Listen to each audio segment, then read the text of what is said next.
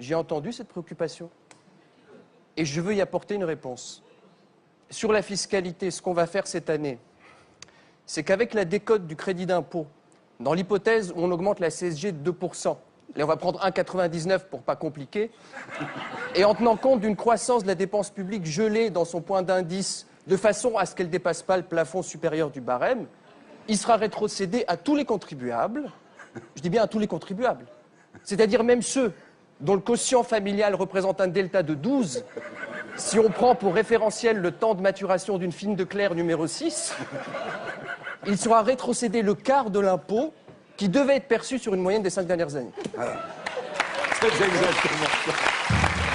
Alors, non, et bien sûr, je le dis, dans une hypothèse d'inflation à 1,456%, mensualisée, c'est-à-dire, pour simplifier, racine carrée de pi.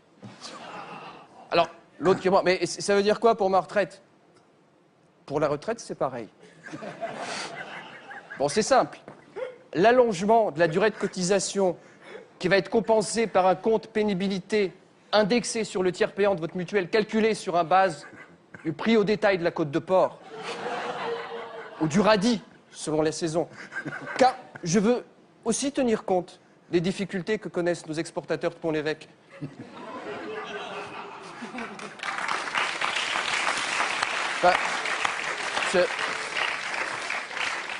Enfin, moi, je l'entends parler et je me dis, mais là, en fait, il vient de mettre de la vaseline ou pas?